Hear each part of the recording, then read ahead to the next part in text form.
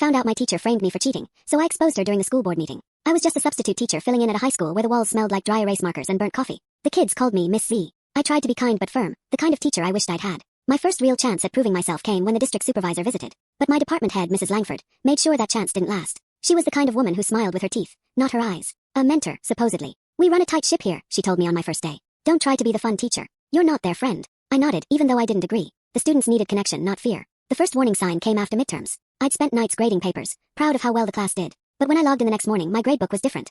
Scores swapped, zeros added. I thought it was a system glitch. Check your entries, she said, smirking. You probably forgot to save. Then she filed a complaint. Claimed I'd altered scores to inflate student performance. The principal called me in. This is serious, he said. My stomach dropped. I explained, but the more I talked, the more I sounded guilty. We'll have to suspend you pending review. The kids heard. They stopped saying hi in the hall. One girl, Emily, whispered. I know you didn't do it. She hates you. That night I couldn't sleep. What do you even call someone who sabotages your life just to feel important? The second escalation came when my paycheck didn't come through. Administrative hold, HR said. Pending investigation. Rent was due. I was living on cereal and anxiety. Then a friend from the IT office, Tom, texted me. You should see this. He sent me access logs from the grading portal. Each edit had a timestamp and username. Mine ended at 9:47 p.m. Mrs. Langford's. She'd logged in at 11:03 p.m. and changed every grade by hand. Felt sick. Shock, relief, rage all at once. I asked the principal for a meeting. Do you have proof? He asked. Yes, I said. Digital fingerprints. But Mrs. Langford wasn't done. She called me at home that night, voice syrupy sweet. You're making a big mistake, dear. The board won't believe you. Then why are you so nervous? Said. She hung up. A week later, I walked into the school board meeting. The cafeteria was packed.